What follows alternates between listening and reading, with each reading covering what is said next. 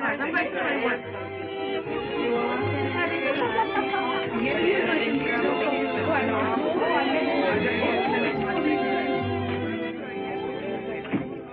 are you, darling? It's gone. It comes and it goes. Oh, how annoying. Believe me, it's of no importance. And yet it makes you so nervous. I can only tell you what the doctor said, to forget it and not to worry. Well, I'd worry. Dr. Vengard. I repeat it. Dr. Vengard is the man for you. Don't let's go into that again. I will not be psychoanalyzed. Oh, now, Jill, that's a very middle-class attitude. I'm a perfectly normal woman. Well, that sounds awfully dull. My dear, you mustn't say that about yourself. Not even in fun. Seriously, Jill, go to Dr. Vengard. He certainly did wonders for Molly McLean. Do you know she was suffering so from claustrophobia she couldn't ride in an elevator? Can you imagine what that means to a woman living in a penthouse? And Dr. Vengard cured her? Well, he must have. I read the other day in Winchell's column she ran away with an elevator boy. Oh, Molly McLean? Oh, people.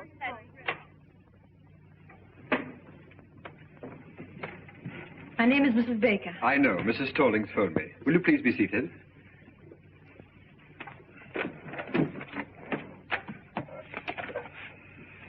Mrs. Baker. Your first name? Jill. Jill Baker. 685 Park Avenue. 685 Park Avenue. Your age, Mrs. Baker? 22. I'm your doctor, Mrs. Baker. 24. Thank you.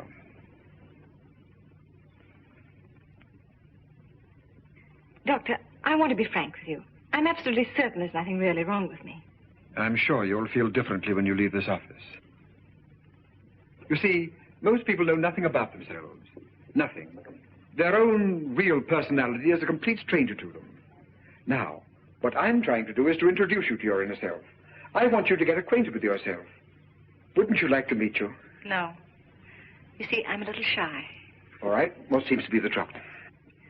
Well, it's difficult to show you the symptoms at the moment because it comes and it goes. Oh. It comes and it goes. Yes. It's so unfortunate. It's always the same whenever I see a doctor. When I come, it goes. And when I go, it comes. Mrs. Baker, whatever comes and whatever goes, there's no denying it worries you a lot. So please drop all your inhibitions, release your inner self, and speak freely. What comes and what goes? Hiccups. Hiccups? Yes. Whenever I get nervous or irritated, I get the hiccups. It's rather unpleasant and sometimes very uncomfortable. Well, naturally, it's a little early to make any diagnosis, but you're apparently getting these hiccups because of a nervous condition. Let's find out what causes that condition. Sounds plausible. Thank you. Would you mind stepping into the next room?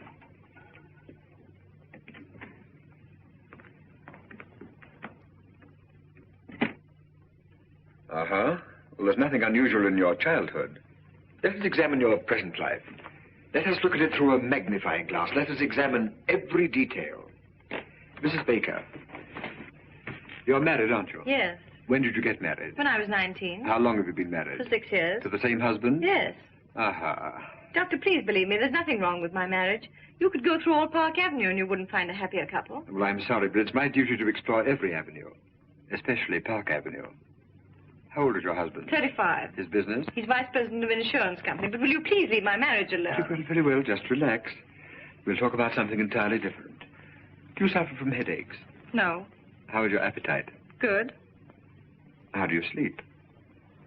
Frankly, not so well. How does your husband sleep? Very well. Uh-huh.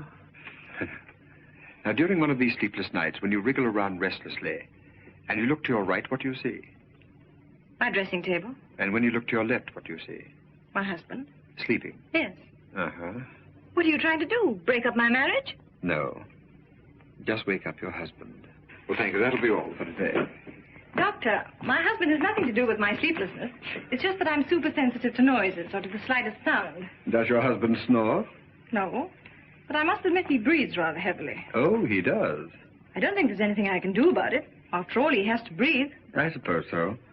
Well, Mrs. Baker, I'm afraid your husband's ability to sleep is too big a challenge for you.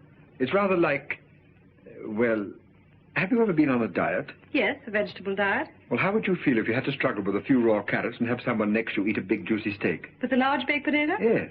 My husband, 2 weeks ago. Well, didn't it make you nervous? No.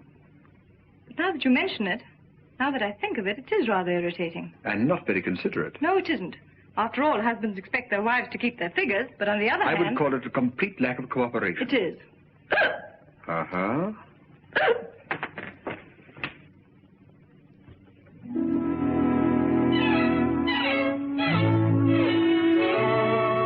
Jill, dear. Hello, Margie. Oh, why, haven't I heard from you? How are you, dear? All right. Anything wrong? Oh, Margie, you shouldn't have sent me to that Dr. Vengard. Did you go back to him? No, and I won't. He's not going to break up my marriage. There's nothing wrong between Larry and me. That's what I say. Are people talking about it? They wouldn't dare in my presence. They know you and I are close friends, and I always defend you. I know, dear. Defend me against what? Well, now, after all, town and country called you the Happy Bakers. That's kind of sticking out your chin. Well, how many of our friends have stayed married for 6 years? Why shouldn't they call us the Happy Bakers? Well, why not? Your name is Baker, isn't it? Oh, Margie. I've been perfectly miserable for the last 2 weeks. I'm so marriage conscious. Whatever I look at, whatever I think of, I always find myself connecting it with my marriage. How I hate that Vengard. Yet, if I'm honest, I must admit... What, dear? Well, if a wife looks at her husband through a magnifying glass, she's bound to see something. Yes, I should think so. Things I was never aware of before. Things I never noticed. For instance? Well, it's just an illustration, but like the other morning. You know how difficult it is for me to fall asleep. Well, finally, when I'm lucky enough to drop off, promptly at 8:15, what do I wake up to?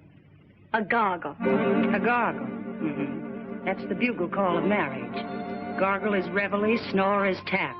And what is there between? At 9 o'clock in the morning, he goes out of my life. Oh, my dear, isn't it the truth? Oh, I don't know what's the truth anymore. I'm completely confused. I'm so uncertain. I've always heard that the ideal marriage should be something of a mystery.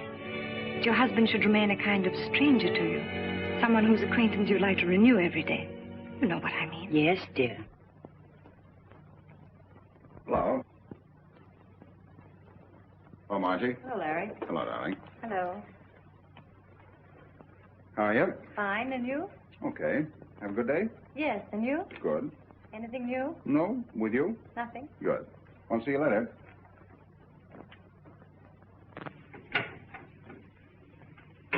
Well, what could he say? Why, of course, dear, there was nothing new, and he frankly admitted it. Jill, Yes, darling. are the Coopers coming to dinner? I don't know yet, darling. I'll let you know as soon as they phone. I wish you would, because if they're coming, I'll have to shave. All right, darling. Now, I don't want to cause any trouble, but cold facts are cold facts. If Mr. and Mrs. Cooper come, that big, awful-looking Mrs. Cooper, he shaves. And if he has dinner alone with his wife, he doesn't shave. And if anybody should shave, it's Mrs. Cooper. I spent 3.5 hours today at Elizabeth Arden's, but I don't rate a shave. My dear, that's the trouble with 95% of all marriages. Husbands don't shave. Don't men realize that a beard doesn't stop growing at 8 o'clock?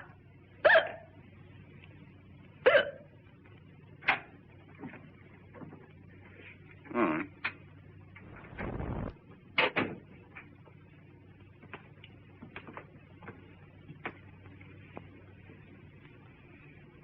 Barry, Yes, dear.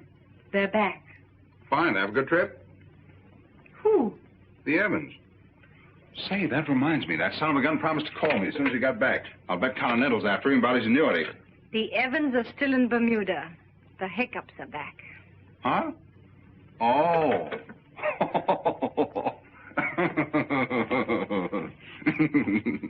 The joke's on me, huh? Ah, that was very cute.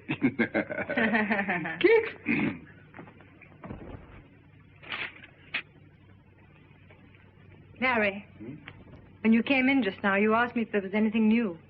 Oh, say, there is something new. And something very important, too. You know who's coming to dinner a week from Thursday? The president of Universal Mattress and the president and secretary-treasurer of United Furniture and some other high executives of both companies. Oh, good grief.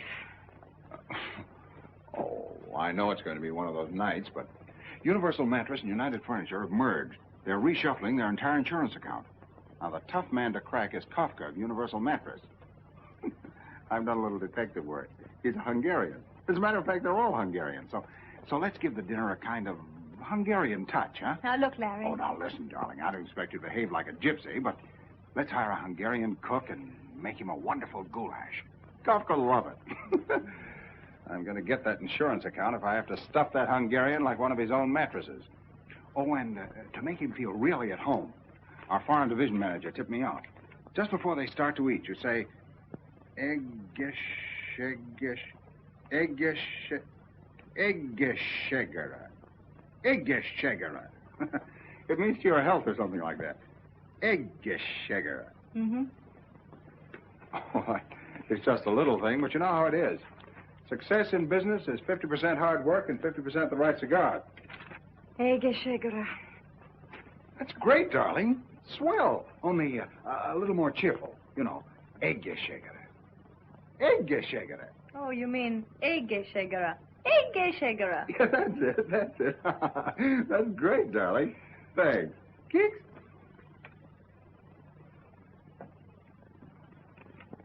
Larry.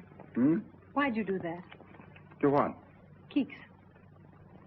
Why, I always do that. Why? Well, why does one do things? But when you do it, what does it mean? Is there some underlying thought? I don't know. I never tried. But you do it to me. Well, you're my wife. And that gives you the right to poke me in the stomach whenever you want to. Darling, don't you feel well? Fine.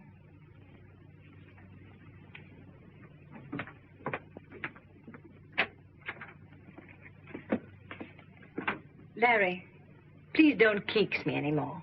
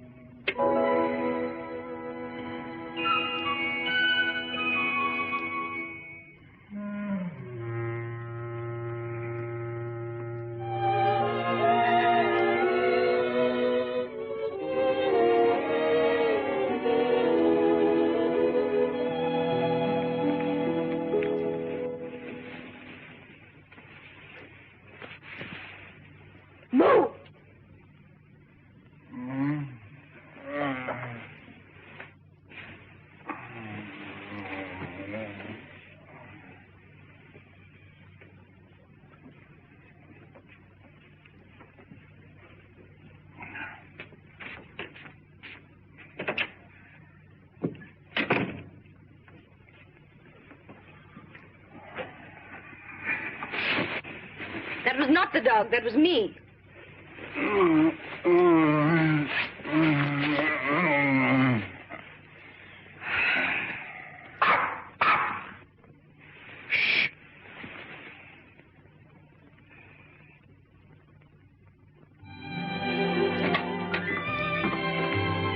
How'd you do? How do you do, Mrs. Baker? Dr. Vengard will be a little delayed. I hope you don't mind.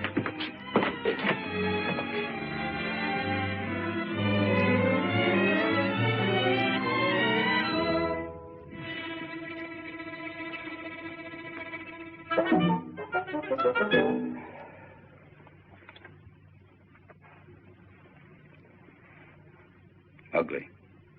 Ugly.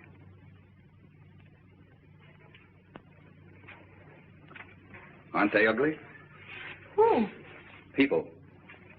Is there anything uglier than the human face? Ah.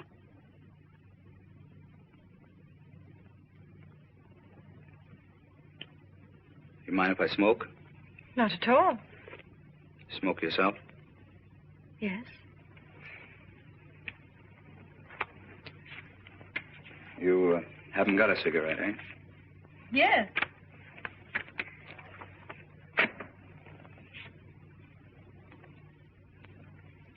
Haven't any without tips? Unfortunately not. Sorry.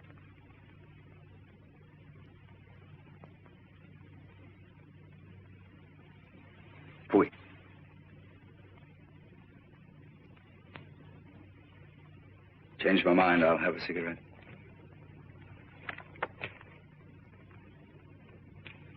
Yes, thank you. Have you seen this doctor before? Yes? How much do you charge? I really don't know. I haven't asked. Oh, you didn't have to. Dr. Vengard just phoned. He'll be detained at least another half hour. Another half hour?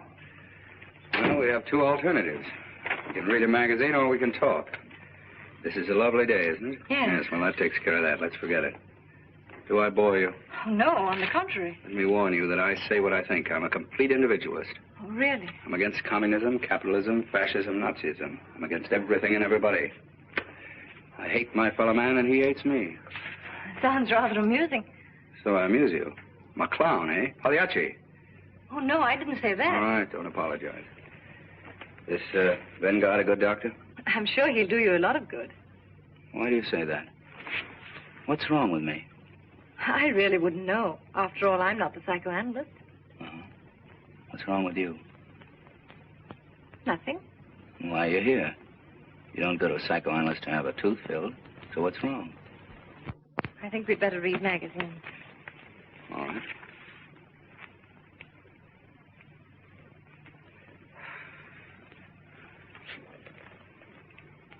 Fui.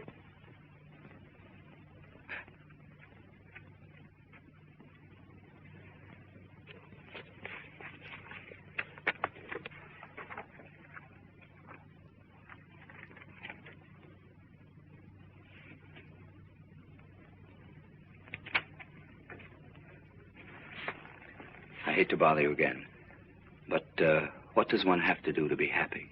I think Dr. Vengard would know more about that than I. More than you, Mrs. Baker?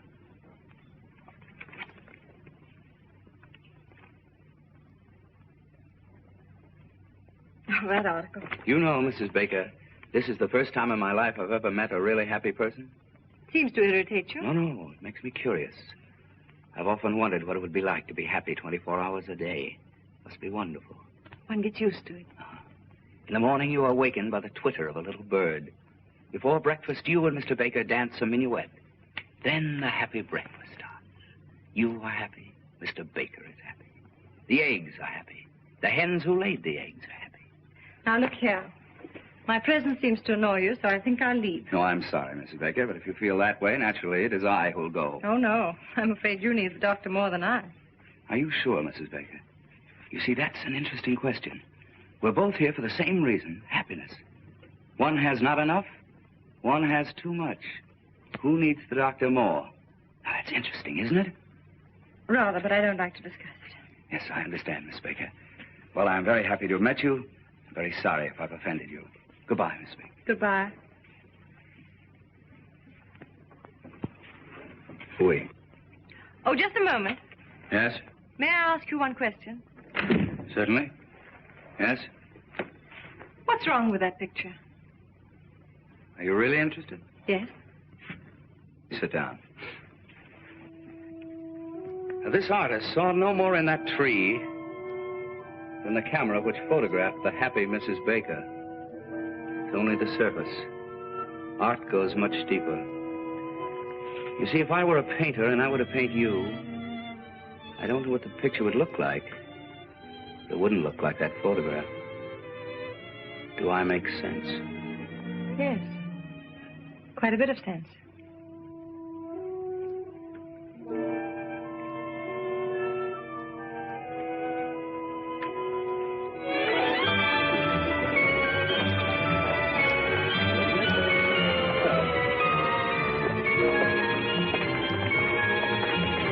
How do you do?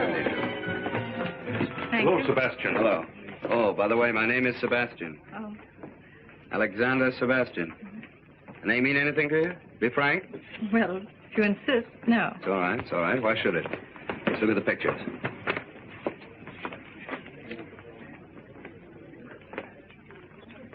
Number 15. Child with trumpet. No good. I was afraid it was. The artist hasn't found himself yet. When he does find himself, where is he? Child with trumpet. The child's all right, but he's missed very badly on the trumpet. Didn't he? That won't live. I hope not. Fui. That's almost great. Who painted it? A woman. No man could be so malicious. 26.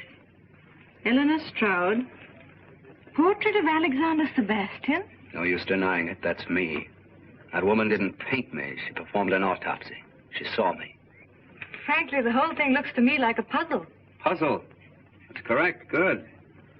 I was a puzzle to her, but she was no puzzle to me. And that's her revenge.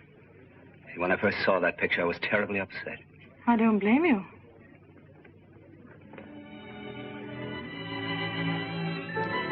What do these notes mean? I'm a musician, a pianist. Oh, a pianist. Oh. And this pedestal here? Well, that indicates greatness. Tell me, why didn't you put your statue there? Is there any reason? There is. You see that little line? You mean this line? That's my whole trouble. Oh. That line sent me to Dr. Vengard. Well, you might as well know that I'm inhibited, artistically. Let's have a drink. Oh, just a moment, just a moment. What about this clock? A clock? Yes. Oh, that never should have been there. Why? Well, that's a personal matter. Are you sorry that you came here? Oh, no. No, on the contrary. It's all so fascinating. It's a new world. I can't quite grasp it. Whatever you want to know about me, just ask me. That clock shows 12:15. Is it 12:15 by accident, or does it mean something? It means something. Oh. Let's stop talking about myself. Let's talk about something else. When is your next concert? Yes, when? When I overcome it. Overcome what? That little line. Oh, you mean your inhibition? Yes. You see, when I play... Tell me, this 12:15, is it noon? Midnight. Any particular midnight? Mm-hmm. Oh. Coming back to my inhibitions, when I play in a drawing room... Pardon me, was it Eastern Standard Time? Daylight saving. Summer? Yes. Well, when I play in a drawing room for just one person, the right person, I'll be perfectly frank with you, I don't think there's a greater pianist in the world. But as soon as I get in a concert hall in front of an audience, no, something gets lost. Those faces staring at me. What right have they to come in and stare at me? What right have they to listen to me just because I pay $2? Some cases $2.50. Why do I bother you with all this? Oh, but I'm glad you did. It's fascinating. You are a puzzle, Mr. Alexander Sebastian. And don't you try to solve me, Mrs. Happy Baker. Come on.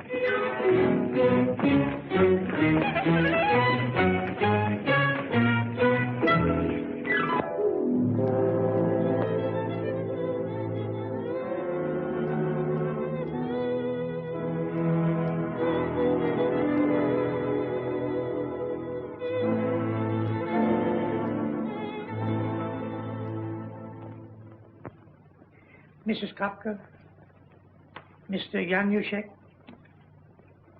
Mrs. Yaroshi, Mr. Jones. Jones? How does a foreigner like that get in here tonight? He's Mr. Baker's lawyer. Oh. Well, I suppose you always have to have a lawyer with Hungarians.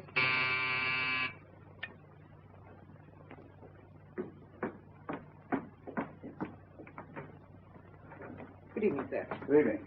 How's the goulash coming? Fine, Mr. Baker. Did the package arrive for me? Not yet, sir.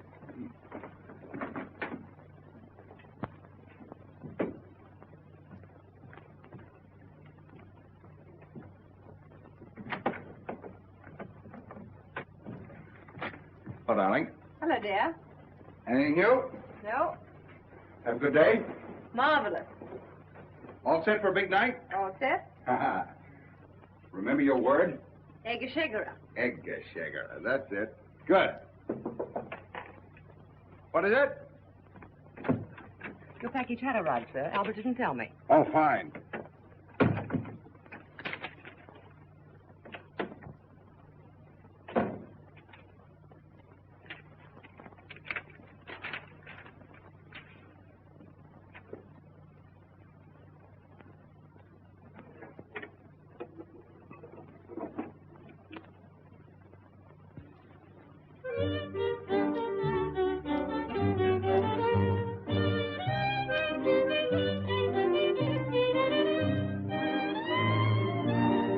we?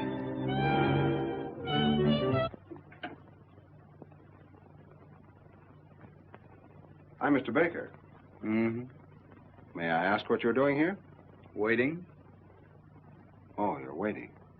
Tell me, how soon do we have dinner? Dinner?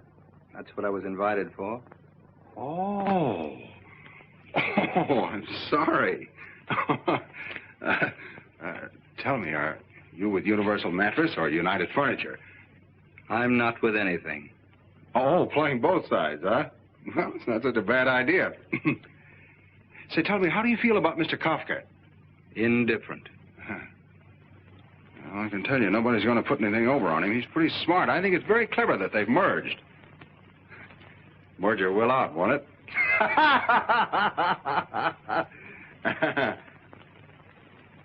Yeah. Look, you want me to enjoy this evening, don't you?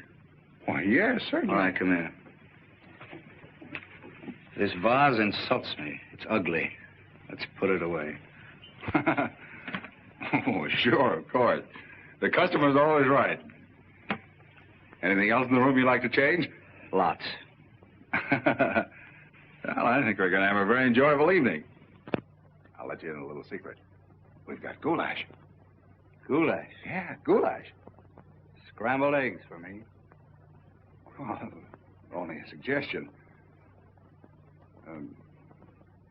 Will you forgive me? I must dress. Just continue to make yourself at home.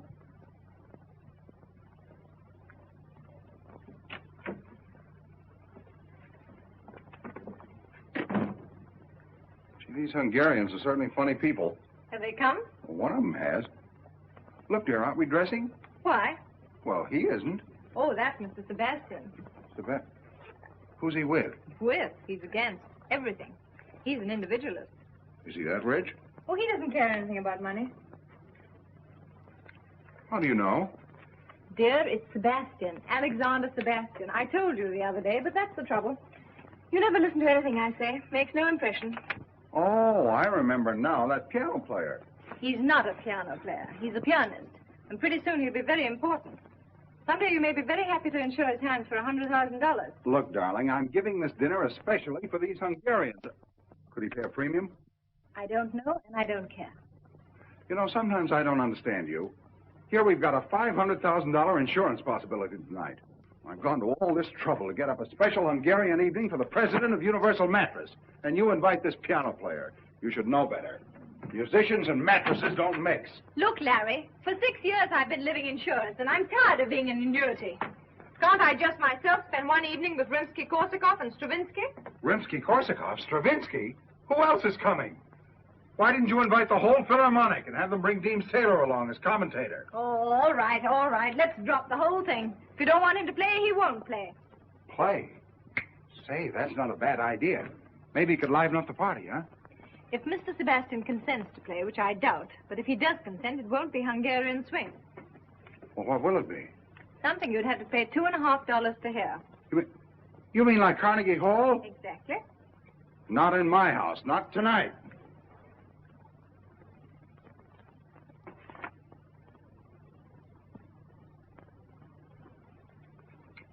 What's this? Oh, that's a reproduction of a painting I saw in an art gallery. Do you like that? Love it. Well, what is it? Can't you see? Now, listen, quit kidding me. What is it? It's a portrait A portrait? Of what? of a man. Listen, I know I'm just a poor, ignorant insurance dope, and I don't know anything about Stravinsky. But we've been married for 6 years, and I think I've made you a pretty good husband. When I ask you a question, you still ought to do me the courtesy of answering. You don't have to make fun of me. You know what this is? The Grand Canyon.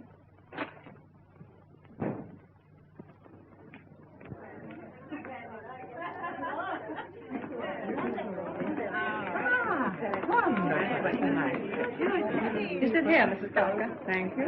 And that's why, Mr. Kafka, we're the only company for you. Sounds very reasonable. Let's talk about it after dinner. Yes, indeed. After dinner, we'll have a good long talk right here, Mr. Kafka. All right. Mrs. Baker. Thank you, Mr. Doctor.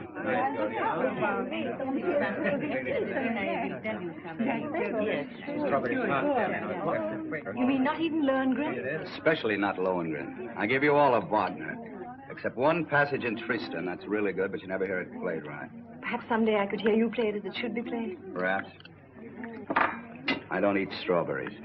Oh, I'm sorry. All right.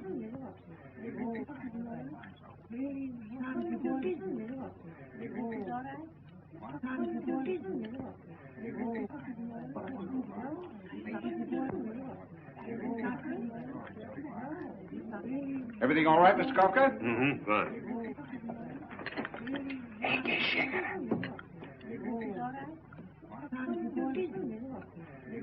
Ege Shegera. Egészségére. Egészségére?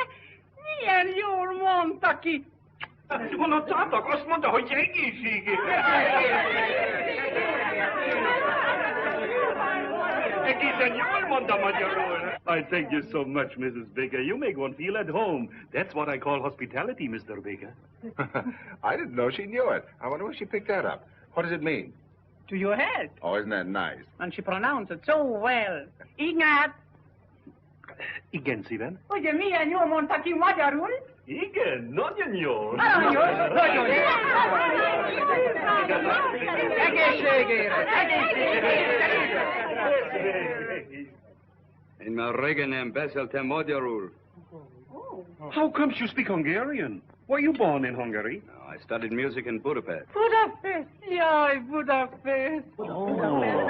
I lived at, what's the name of the street? Andalusia. Andrassy úr! Andrássy! Hát én ott laktam az Andrássy, 54 számmal. 54! Én ismerem! Igen. Ott volt a kávéház. Andrássy kávéház.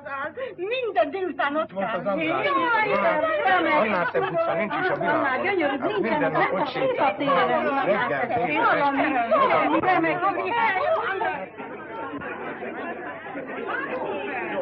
Reggel,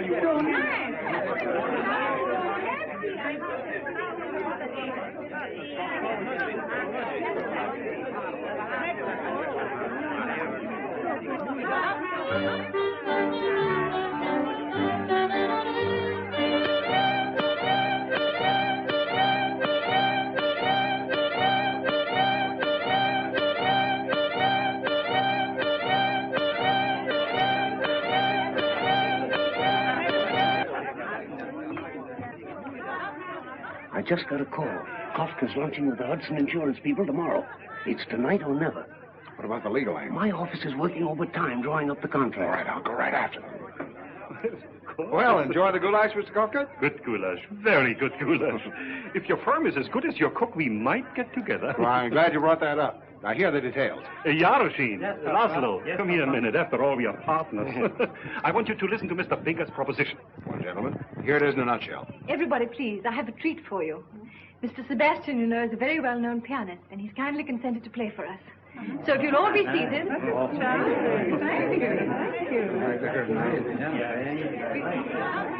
Does he have to play? Don't worry.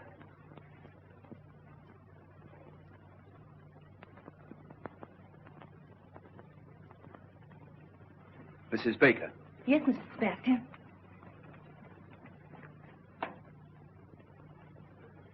Would you mind moving from here, please? Yes.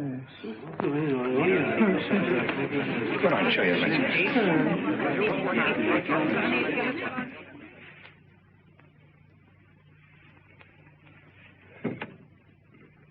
It's locked. That's odd. The key. Too silly. Who could have locked the piano? Where's the key? I don't know. It's a funny idea. Why should anybody lock the piano? It's too ridiculous. Why should anyone lock it? The key. As I was saying, Mr. Kafka, my proposition's a very simple one, but a very sound one. I broke it. Don't you worry. I won't. Now, Mr. Sebastian, please tell us, what are you going to play? Well, first I'm going to play... Mrs. Baker. Yes, Mr. Sebastian. All right.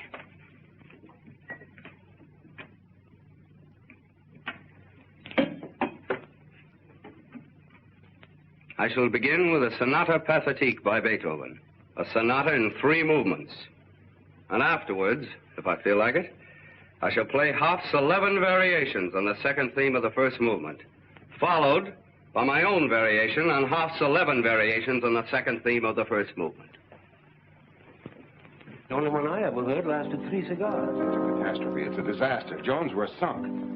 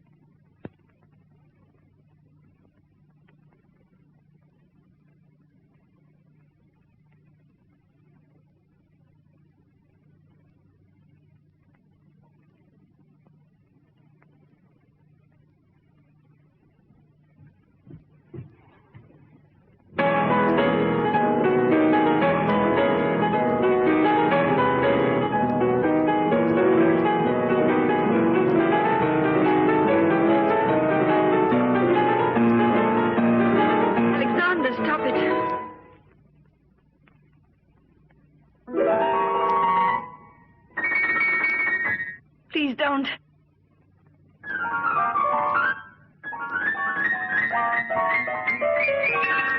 No. No.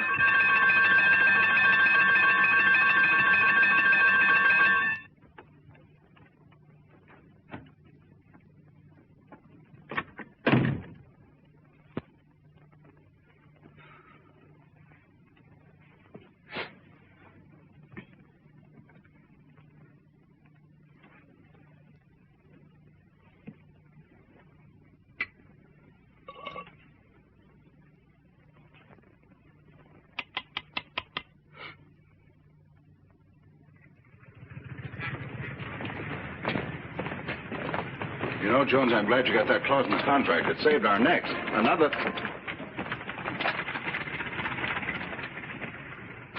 Wait a minute. I'm going to have some fun. How do you do? How do you do, sir? About that picture in the window. It's very good, don't you think? No fooling. What is it? It's a portrait of a man. Oh. Well, certainly. What else could it be? Excuse me, sir. Not everybody understands modern art. Well, thanks. If you're interested, it's only $500. $500? Must be quite a man. Well, it's not the man. He happens to be rather an obscure musician. Musician? What kind of a musician? A pianist, I think. Is it by any chance Alexander Sebastian? Well, that's who it is. You recognized him. He seems to be a friend of yours.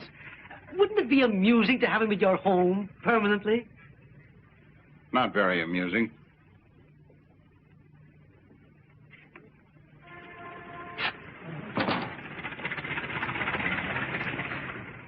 Cheap guy like that. Who? Him. Goodbye, Jones.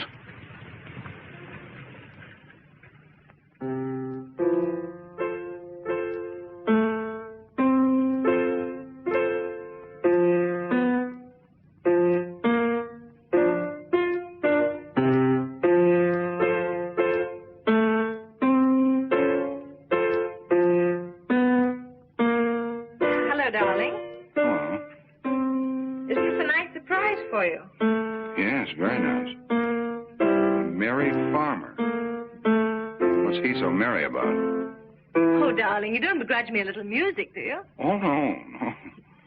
Anything new? Well, this, isn't it enough? Yeah, plenty. Have a good day? Fine. You seem to be feeling better these days. Oh, yes. I slept 10 hours last night. And, Larry, the hiccups have completely disappeared. Isn't that good news? Yeah, very good news.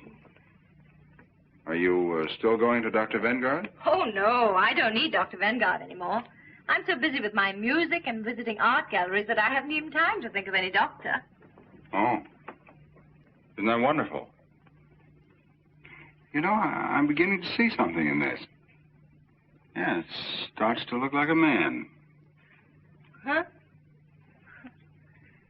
Why did you say that? Well, the other night. Oh, you took that seriously. I was only kidding. How could that be a man? I was nervous about the dinner party, and I said whatever came into my mind. I'm sorry, darling. No, dear, no, I don't agree with you. It does look like a man. Now, don't be stubborn. Can't you take a joke? Well, then, what is it? It's a meadow. It's called Meadow in Spring. Oh, in spring. Huh? Yeah. And those little notes of music, what do they mean? Oh, that's the shepherd playing his pipe. Shepherds play pipes, don't they? Oh, sure, yeah. Mm-hmm. And the clock at 12:15? Oh, I don't know exactly what that means, but I guess it's probably lunch. The shepherd eats and then he plays his pipe. Really, darling, you talk as though you've never been in a meadow. You see, in modern art, they're trying to break down the conventional form. They're trying to get away from what you expect. It's all done by indication.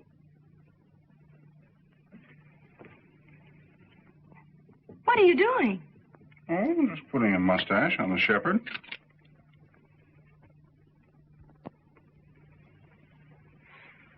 Knock that guy right through his piano. Now, that'd be the worst thing you could do. You just make her feel sorry for her. Don't make a martyr of it. You've got to look at this thing from a woman's angle. Now, wait a minute. Miss Aiken, will you come in, please?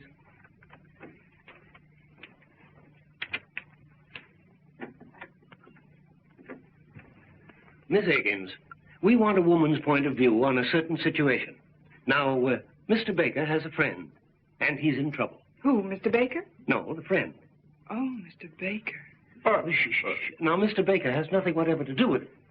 Let's call the friend Mr. Brown. Now, Mr. Brown has a wife. Mrs. Brown. Exactly. Mr. and Mrs. Brown have been married for, how long? Well, say 6 years. Okay. They live in Toledo. 6 years in Toledo? That's bad. All right, then. Let's say New York. Now, Mr. Brown is worried about his marriage.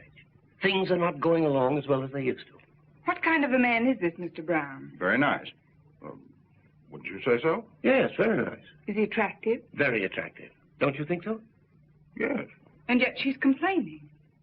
Well, she's drifting away from him. Yes, and he wants to get things back on the old basis. Who doesn't? Yes. Now, Miss Aikens, as a woman, I'm asking you, what is the right approach? Well, I should say a mink coat would do the trick.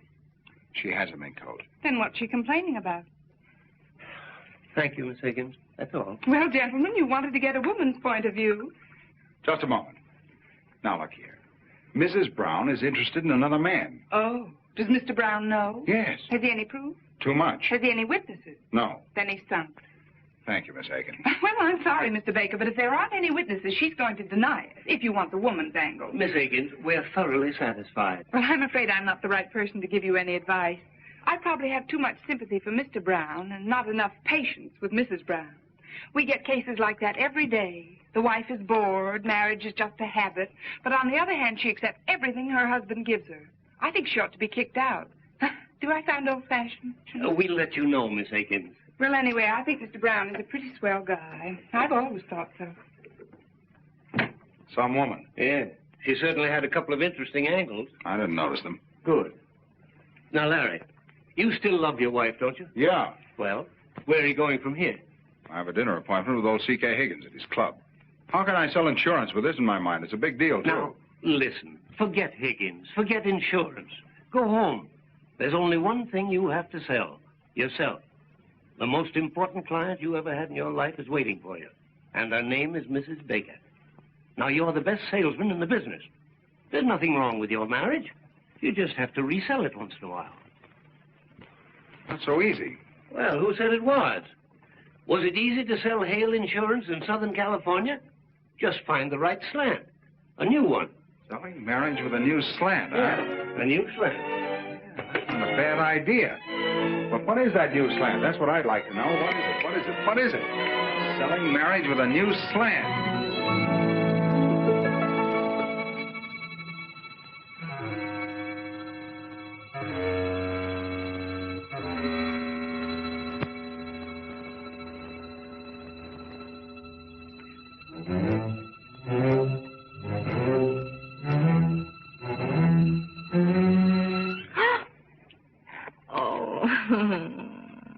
nice surprise, eh? Hello, my genius. Who are you going to be this evening? Come, tell your little cadenza. Are you Mozart, playful, tender? Or are you the thundering Beethoven, strong, fiery, unyielding? Come, darling, tell your little cadenza.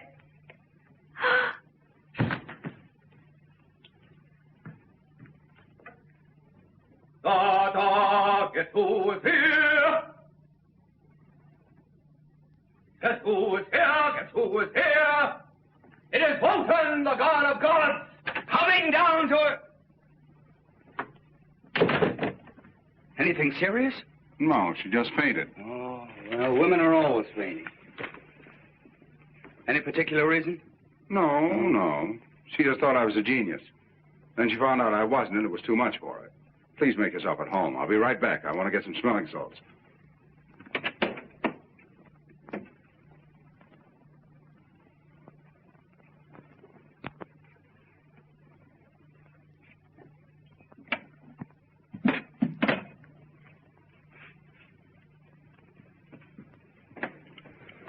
Now, look, Vicar, let's get this straight.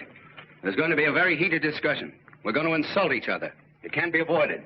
You're going to accuse me of something which I'm going to deny and you're not going to believe. So before this battle starts, let's get one thing straight. I'm not going to fight. My hands are my only livelihood, and I'm not going to risk them on your jaw. Here, Mozart, wake up your little cadenza.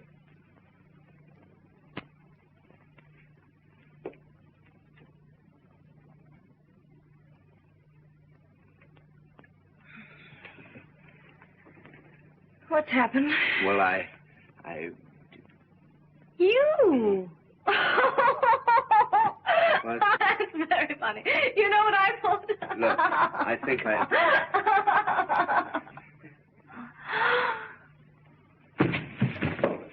What?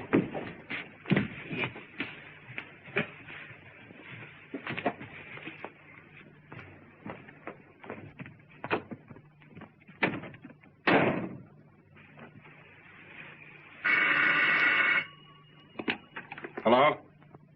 Hello, Jones. I'm still selling. You were right. It needed an entirely new slant. I think I've got a new one.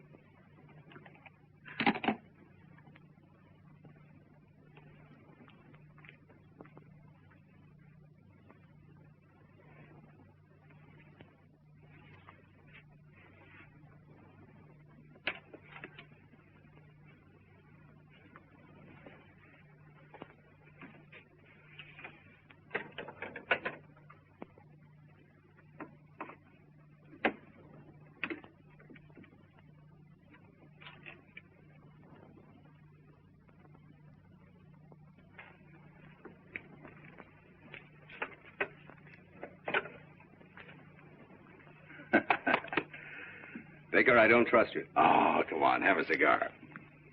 Either you have something in the back of your mind or that cigar stinks. No, that's the same cigar I give my customers. How old are you, Sebastian? Not as old as you? Right in the prime of life, huh? You in good health? Good enough. Even better after I've had dinner. But I'm not going to fight. No. I don't want to fight. But you might run into a husband sometime who hasn't my respect for great music. Where would you be then? Come on, Sebastian. I'm going to do something for you, whether you like it or not. I'm going to insure your hands. That'll give you complete freedom of action. It'll give me 5%. And we'll both be happy. I'm not going to fight. No, I know. I understand. You're an isolationist. Isolate yourself over there. You know, the best part of this whole thing is that we... Sit down. We can write this hand insurance as a subclause to your life insurance. Life insurance? What do I want with life insurance? Have you any dependents, any relatives? Relatives? Fui. I'll tell you. You can leave it to my wife. She can buy herself a beautiful brooch in the shape of a piano with little diamond keys. And then every time she pins it on, she'll think of poor dear Sebastian. Believe me, if anybody should insure his life, it's you. And right now...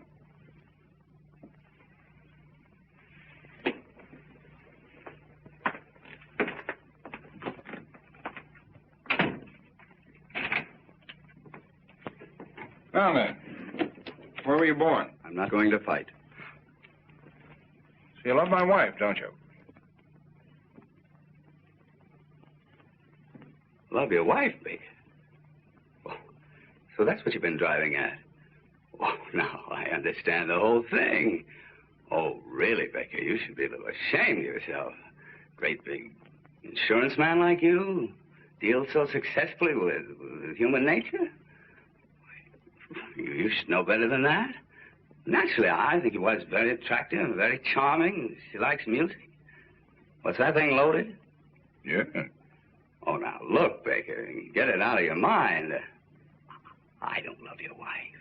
Well, it's going to be a great day in the musical heaven.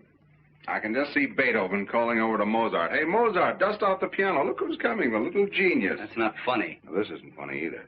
I love my wife. I've loved her for 6 years. For 6 years, we've been together. And along comes a guy like you and breaks everything up just because you've nothing else to do. You're not going to get away with it. If you loved my wife earnestly and sincerely, and you'd come to me and told me about it, well, that would have been one of those things. I'm not old-fashioned. If you both felt that you would have been happier without me, what can I have done? Pack my suitcase. I wouldn't have to do this. Oh, you know, Baker, kind of had me worried there for a minute. When you pulled out that revolver, I thought, he's a conventional citizen. No sense telling the truth to a man like that. But now I see the real Baker, modern, up to date. Baker, I'm going to open up to you. Of course I love your wife. You're sure? Positive. Well, then I won't have to shoot you. I don't think it'll be necessary. Well, we've got a clean-cut situation on our hands. You love my wife, and my wife loves you. Well... Oh, yes, she does. I've seen it with my own eyes. Well, there's only one thing left for me to do.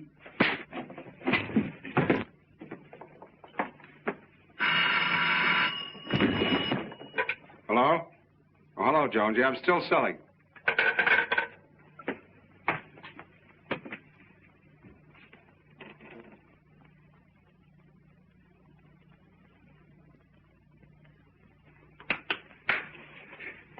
Did I hit back? No. Good.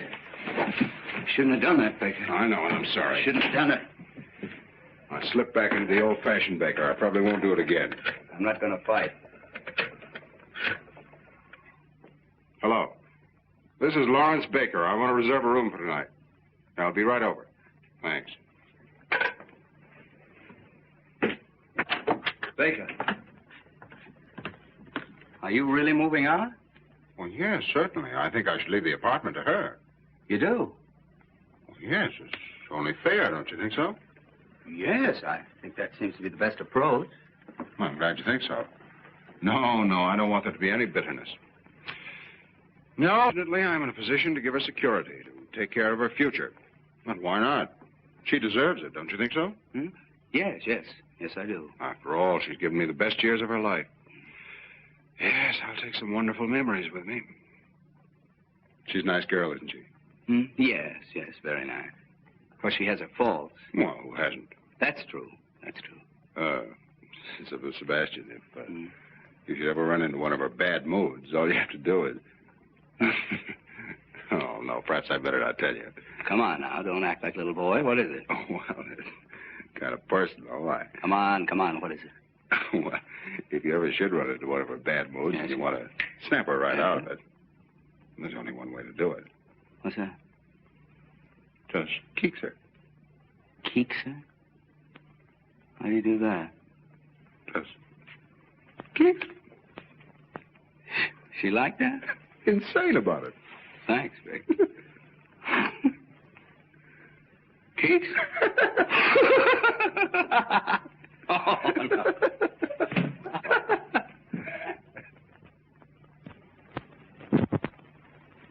Now, about the cause for divorce.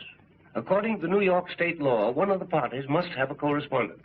Oh, there must be some less embarrassing way. Not in New York. Well, you don't have to do it. I'll get the correspondent. Oh, no. I wouldn't like to put you in that position. Well, that's all right. But why should you take the blame? Well, it's okay. It's quick and painless. Very white of you, Baker. Thanks, Sebastian. That leaves the property settlement. The following agreement has been reached between Lawrence Baker, hereinafter referred to as a party of the first part, and Jill Baker, hereinafter referred to as the party of the second part. It is understood that the party of the first part transfers title to the apartment at 685 Park Avenue to the party of the second part. What about the furnishings? Yes, what about them? Well, I didn't understand that you Oh, were... yes, I want everything transferred to the party of the second part. Can't we take that up later? No, let's get everything settled now. You're entitled to it. Oh, now look. Now, he's only trying to be fair. You're too generous. No, just fair. That's all. Well, if there's anything you want... Oh, I don't need anything. What would I do with it? But Larry... He lives in a hotel. Where would he put it? He'd only have to pay storage. That's right. Well, I'd better change this.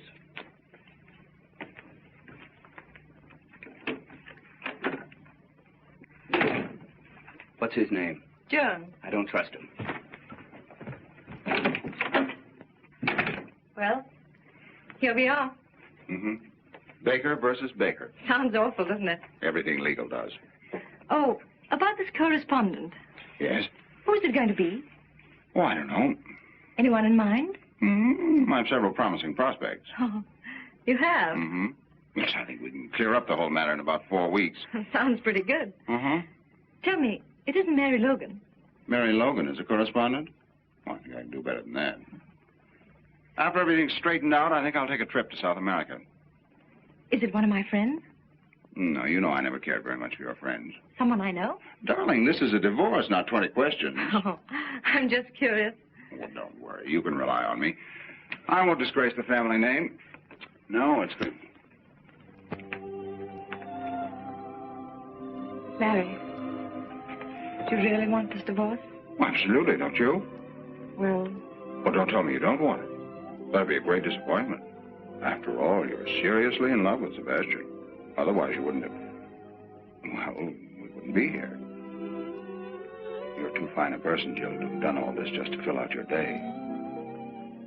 I've always believed that you're sincere. I still do. I'd like to take that memory with me. I'm sorry if I hurt you. You wouldn't help it. Don't worry, there'll be no bitterness. Funny, isn't it?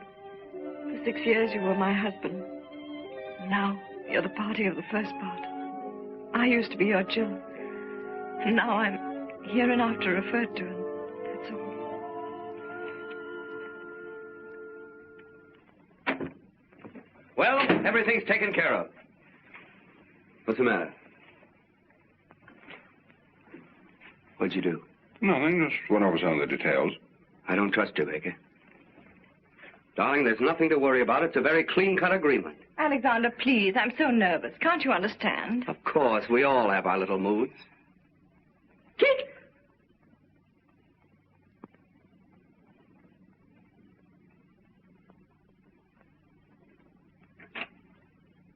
Now let's read this again. The following agreement has It's been reached... unnecessary, unless we can agree on the correspondence. Well, it's none of your business. Darling, it is. Keep quiet. It is my business. You're not going to make me the laughing stock of the whole town with some girl. A girl I don't even know. Oh, no, you're not going to have that chance, Mr. Baker. Goodbye.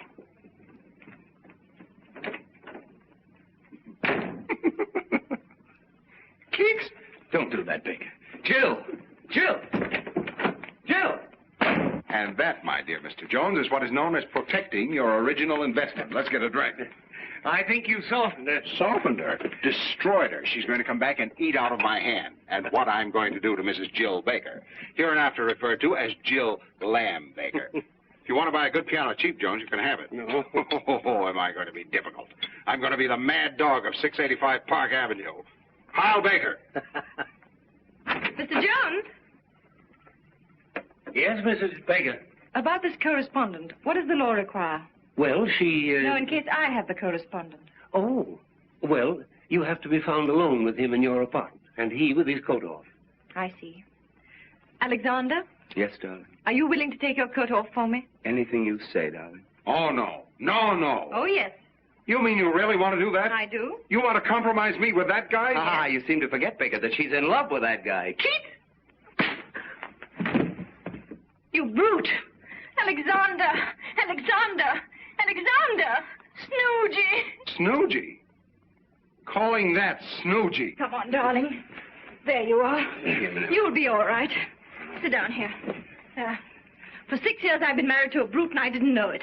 A divorce, yes, that's the only solution. All right. Why don't you go to Reno? Yes, Reno. I don't want to go west. Oh, darling, how are you? Unshaken. Would you establish residence in Pennsylvania? Pennsylvania. It's around Philadelphia, isn't it? In the neighborhood, yes. That's not bad. They've got a good orchestra. It'd be easy to communicate with New York. Very well. Shall we say Pennsylvania? All right, Pennsylvania, China, anywhere. Only let's get it over with. Okay, let's look up Pennsylvania. Pennsylvania, There. That's... Snooty. You're going to get your divorce if it's the last thing I do. Section 10. Innocent spouse may get divorced provided the other spouse shall have, by cruel and barbarous treatment, rendered life intolerable and burdensome to said innocent spouse. Sounds promising. Shouldn't be difficult for you to be barbarous. No, my innocent spouse. What do I have to do? Well, let's call in a witness. Let's say my secretary. And first, you two start a quarrel. With pleasure. And then I'd say maybe you slap her face. Slap her face? Oh, no. So, you can hit a man, but you don't dare strike a woman. You coward, you. All right, I'll do it. Very well. Now, let's rehearse the whole thing. Now, here's the plan. Miss Aikens, will you come in, please? Right away, Mr. Jones. Now, remember, I start to dictate a letter. As soon as I snap my fingers, you start the argument. And when you say... You cheap second-rate insurance peddler. When I hit you.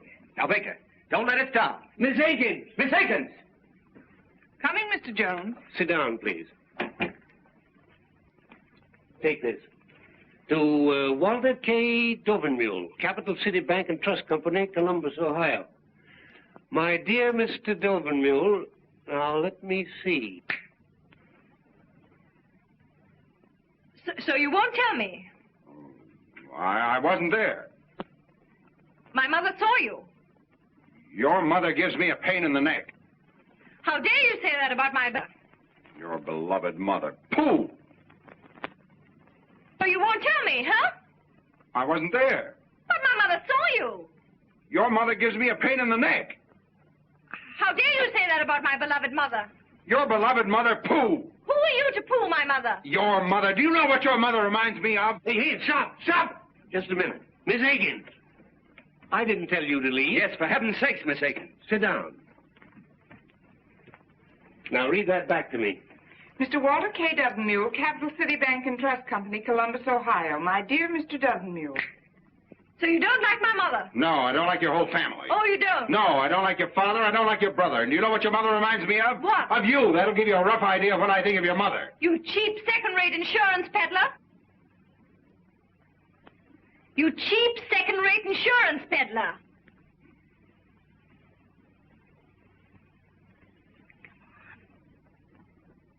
What she calls your cheap second-rate insurance peddler. Yes.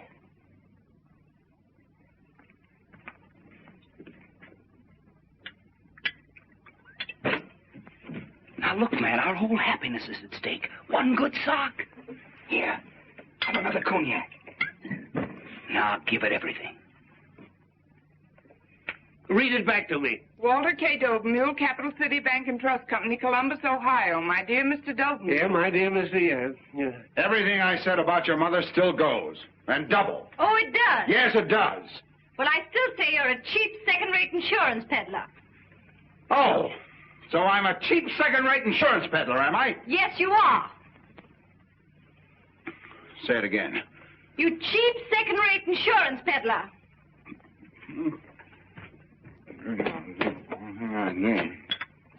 Fui.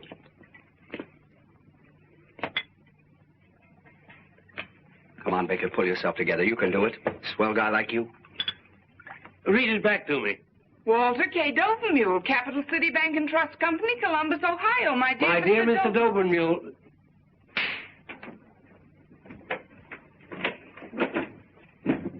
Did you see that, Miss Aikens? A husband slapping his wife? Yes, did you see it? Mrs. Baker, I'm very sorry this happened in my office. So am I. Imagine that, a husband hitting his wife. He had to get drunk to do it. Goodbye, Mr. Jones. Goodbye, Mrs. Baker.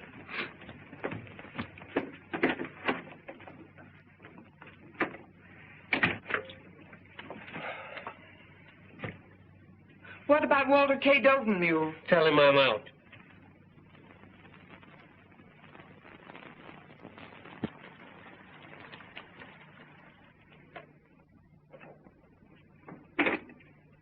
Thank you, sir. Come in.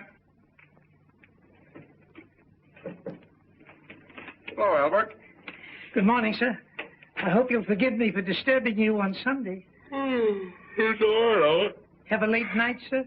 Yes, I've had a series of late nights. I guess I'm not as young as I used to be. Oh, I think you look very fit, sir. Oh, thanks, Albert. How's everything going? Well, not so well, sir.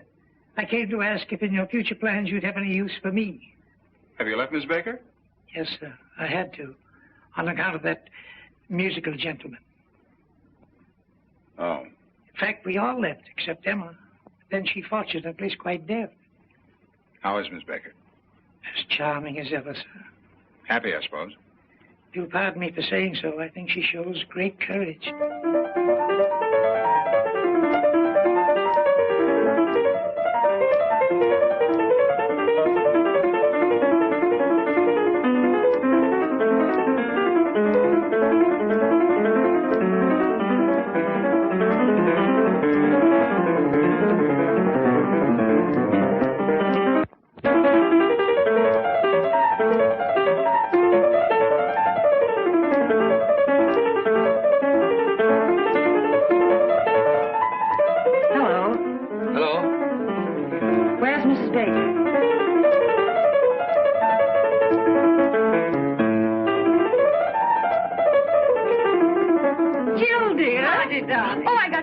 When you called me. Why shouldn't I, old friends like us?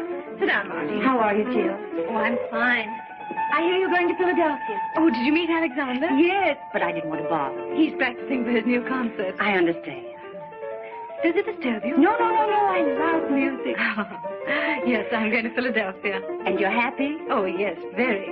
Of course, I'm still a little bewildered. It's all so new. I guess it's all very exciting. Yes, very exciting. Being transferred from the business world into the world of art. Nothing but Bach and Tchaikovsky. That's Bach he's practicing. Oh, yes. You sure it doesn't disturb you? Oh, no, I love it. You don't have to be ashamed. Not everybody likes Bach, so if you want him to stop... My dear, I wouldn't think of it. The whole thing sounds so very romantic. Yes, very romantic. Oh, by the way, have you seen Larry? Yes, I saw him last night at Monte Carlo. Larry is the Monte Carlo? Yes. Imagine. Just a moment.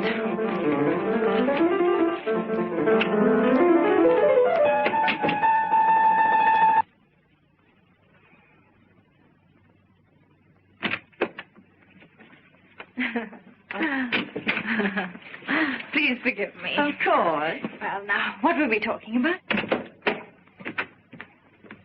So, you don't like my music, eh? Alexander. I make nothing but a lot of noise. All right.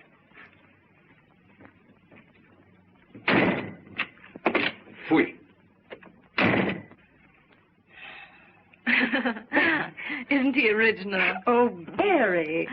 I hope you don't mind. No, not at all.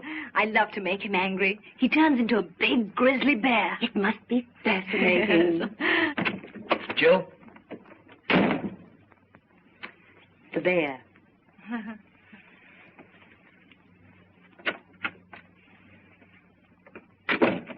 What is it? Jill, there'll be no more music here today.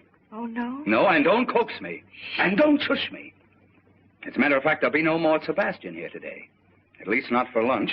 And dinner is very uncertain. Well, if that's the way you feel about it. It is. Jill, I can be very impossible. Goodbye.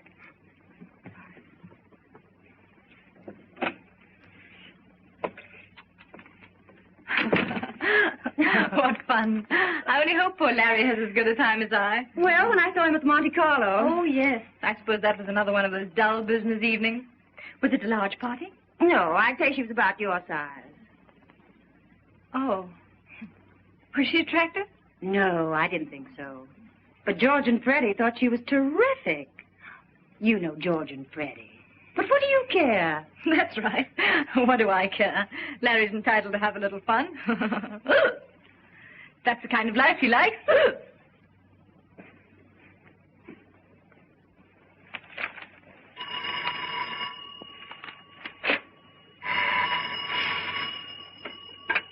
Hello? Hello, Sally, darling. I feel pretty good considering. What about you? Mm-hmm. That's right. Huh? Well, no, I'm sure you took it with you when we left for the Monte Carlo. Wait a minute.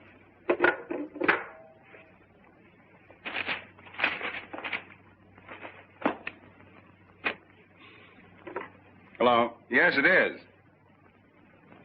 All right. Goodbye.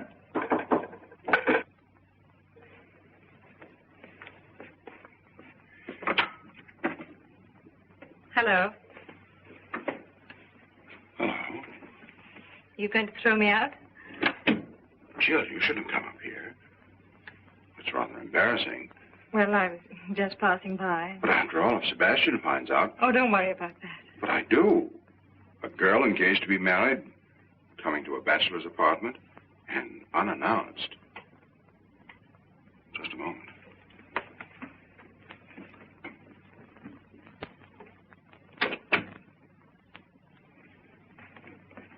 Well. I seem to be intruding. Look, Jill, what do you want to see me about? Someone here? What do you want, Jill? Well, I was driving by. Oh, right on the 31st floor? Well, you said you wanted some kind of remembrance, and I'm on my way to Cynthia Knox's tea, and I had to pass by, so I picked up a few things. Some snapshots of us taken together. Thought you might be interested. Thank you.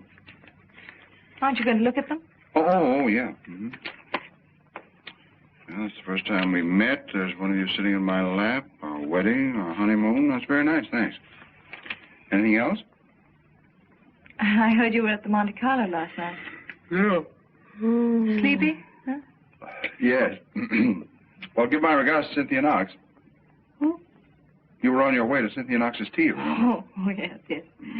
I like your apartment, Larry. It's lovely. Charming. Yes, very, very charming. In such good taste. Pretty. So cozy. Lovely curtains. And such a beautiful view. Yes, such a beautiful view. I'm sorry. That was rather foolish. Please forgive me. Oh, Larry, I did make quite a mess of things. Oh, everything turns out for the best. You can't mean that, Larry. I can and I do. Larry, please don't make me go to Philadelphia. Please don't. Oh, Madam has changed her mind. She gets a little tired of marriage and she walks out just like that. What does she care if she makes a fool of her husband or how much she hurts him? Then she gets a little tired of piano music and she comes back and says, oh, it was just a little whim of mine, so please trot back to the old homestead. You break up a whole life and then think you can put it back together again in one afternoon. Oh, no, it's not that easy. I didn't expect it to be easy. To tell you what I think of you would take more than just one afternoon. How about dinner? Dinner? Couldn't we just have dinner together tonight? I'm sorry, I'm engaged for dinner. Oh, that girl. Yes, that girl. I don't like your tone. I'm sorry. First you try to mess up my life, now you want to spoil that girl's Sunday. Sally doesn't get every day off, you know. Sally works hard. Oh, she does. Now, what's wrong with that? Nothing. She doesn't have everything dumped in her lap like you. She hasn't time to go to crazy art galleries, play around with second-rate musicians, or go to psychoanalysts. She hasn't a husband to pay for her complexes. Sally's a mighty fine girl, much finer than your Mr. Sebastian. She doesn't wear your shirts either. Did he take? Oh, skip it. Here. You promised to love, honor, and obey. And here. That's the first time we met. That's an awful picture of me. But you were a fine girl. I didn't bore you with my insurance then. You listened to everything. You wanted to know everything about me and my work. You wanted to help. Oh, Larry. And here. Remember everything you said to me. I'd love to say it again, Larry, if you'd only give me the chance. Just to forget it again. No, Larry, never again. I swear. There's no use pretending. I'm defeated.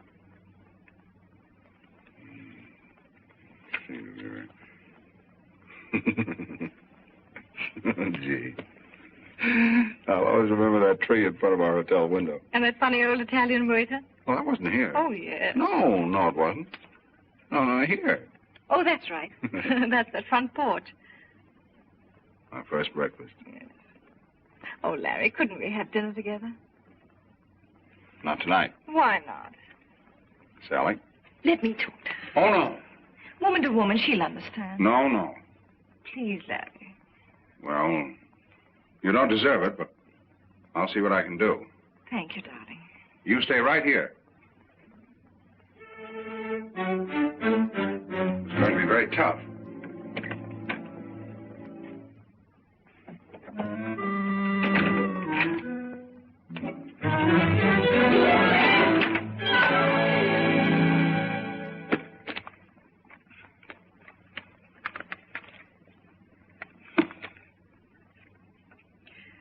Sally Aikens. That girl.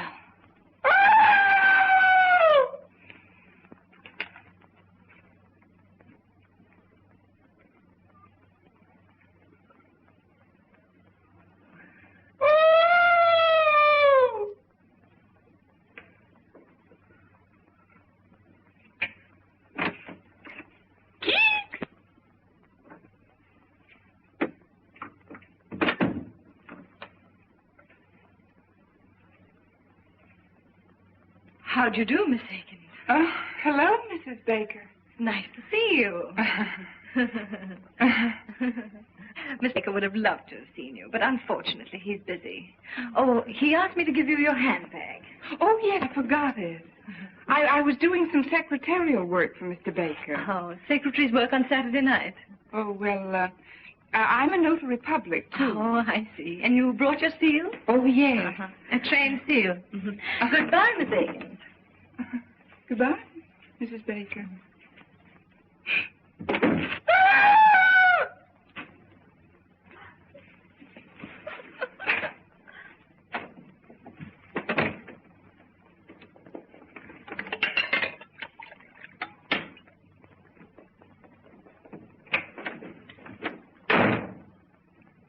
Sweet. Sweet.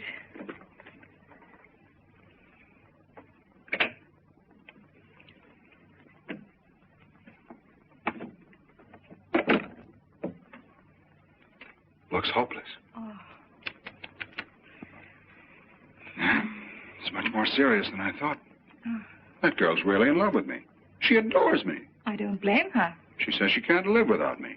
And I believe her. And I, too. It's understandable. You're very wonderful. Oh, yes, yes, you are. How about dinner? But you know I can't. How about after dinner? Do you want a suicide in your conscience? Oh, no. No, not that. Well, there you are. You're right. It's hopeless. It's too bad, Joe. Everything could have been so marvelous. Yes. There's no reason we couldn't really have been happy. Yes, but it's too late now. It looks like the end. Goodbye, Larry, and good luck. Good luck.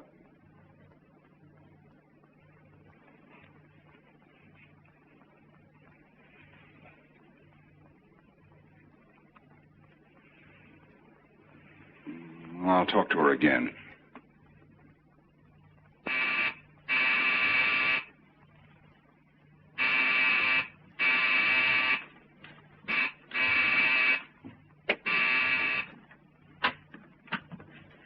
Mrs. Baker home? Yes, Never mind. Guess who is back?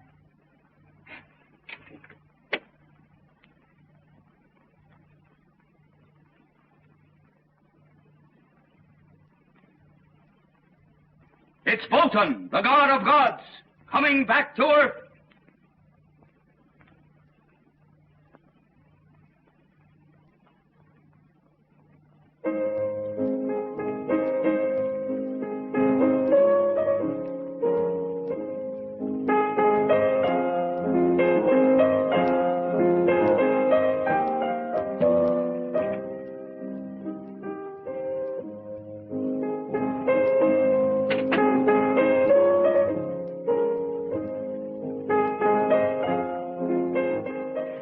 Softer, please.